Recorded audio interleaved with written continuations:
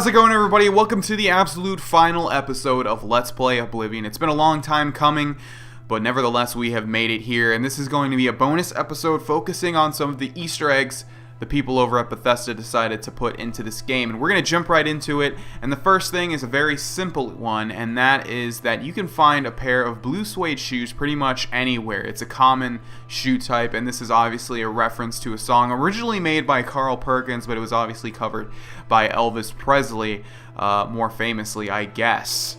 The shoes are pretty much bland. There's nothing really interesting about the shoes other than the name, but it's just nice to know that you can wear a pair of blue suede shoes when you play through Oblivion. Well, it could not be an Easter egg episode if we did not include this guy right here, which we've actually seen before. Where are you going, buddy? No. Okay. Mike knows much. Tell some. Mike knows many things others do not.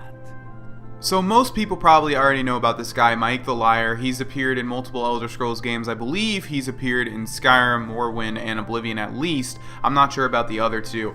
But basically this guy has a lot of funny dialogue that hints at things behind the scenes. Like he'll talk about like fighting on horseback, which you couldn't do in Oblivion, and crossbows and stuff that they never implemented. So let's see what he has to say now. I'm not sure if he's going to say anything new considering we've talked to him before in the Let's Play. Thank Akatosh, the Oblivion crisis is over. Although, with no emperor and no heir, I wonder what will happen to the empire. Okay, so that's kind of interesting because we've completed the game. He has like a line of dialogue I've never heard before. I think he's not really going to say anything other than that. But you can sort of get different lines of dialogue from him, and it's pretty interesting. He says different things in each game, of course, having to do with various aspects of the games, like I said. Next, we have a pretty interesting Easter egg located under this bridge, which is near the mouth of the Panther River. There we go, it's right here. If we head to this bridge and if we head to the bottom of it, you'll see a dead troll. And if we loot him, he's got some wine, he's got some fat, and he's got a poorly scrawled note. I'm sure a lot of you have already seen this one too, because it's one of the more famous Easter eggs in Oblivion. So let's go ahead and read a poorly scrawled note. Me worst troll ever. Nobody pay bridge toll. Me not scary enough. Me get drunk and kill self. Troll drown. So it looks like he used that wine to kill himself because he could just not get anybody to pay the troll toll. Reference to Always Sunny. Isn't that sad, ladies and gentlemen? Okay, and next we have another simple one. This is at the Imperial City Arena, and you might have seen these posters hanging around the arena. This is actually a reference to the box art of the first original Elder Scrolls game called The Elder Scrolls Arena. It looks very similar, and it also has a similar title where it just says Arena in very big letters, and then you have the various classes. You can see a warrior, a mage, a bowman, and I guess some bandit, warrior, berserker type dude in the back.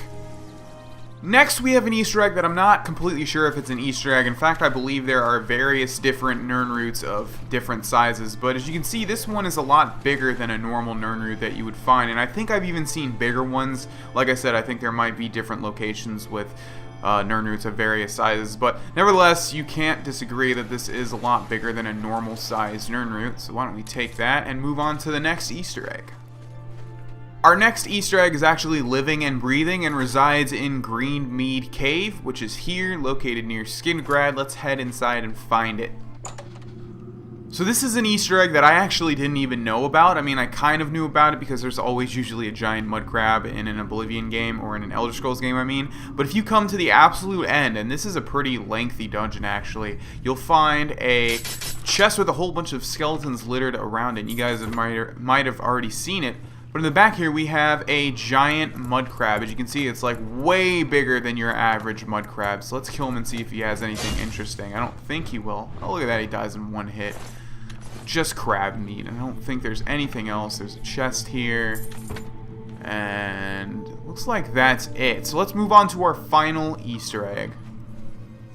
So to end this episode off, and Let's Play Oblivion as a whole, I'm going to end this one off with my favorite personal Easter egg, and that is the Udafreaked Matron, and I'm sure a lot of you already know what this is, but first and foremost, let's go ahead and activate Dive Rock. There we go. This is kind of like a little Easter egg in and of itself, but it's a location, so I don't really group it in the Easter egg group, but basically, when you get to Dive Rock, there's a camp up here, and I don't know about you, but I would not think to set camp here. Your vantage point of the tip of the dive rock offers a rare view of the Imperial province. You take note of a few dungeons and mark their locations on your map. I completely forgot about that. Yeah, so if you come up here, you'll actually get some places marked on your map.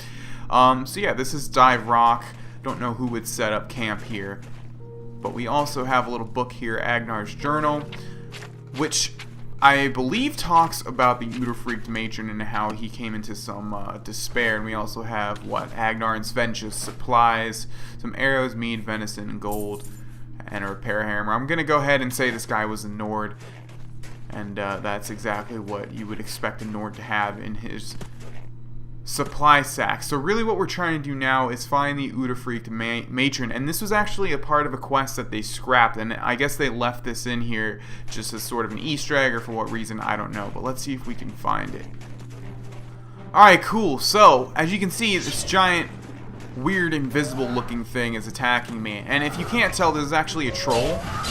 And you'll see in the bottom right there, it's called the Uterfreaked matron. I think the lore was like, this is not supposed to be a troll, but they just used a troll as the model for this. Sometimes it won't appear invisible, and it will actually just appear as a troll. But there we go. The Uterfreaked matron has been killed, and also here we have Agnar the Unwavering. Looks like he wavered though a little bit. Oh, look at that, those blue suede shoes. He just has some gold and a fur shield and a silver war axe. But let's check the Uterfreaked matron, who has the Frost Wyrm bow. Frost damage 15 points on strike. Let's take that. Svenja's arm, head, leg, and torso. And I can't take this stuff because it weighs way too much. But if you can't tell, this thing ate this guy's poor wife.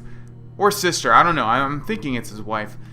Anyways, ladies and gentlemen, I already gave a pretty big outro in the last episode, so I'm not going to do that again. Like I said, it's been an adventure. I really hope you all enjoyed this adventure. I did. Thank you all for watching. My name is Grohlvana, and I'll see you in the next Let's Play. Bye.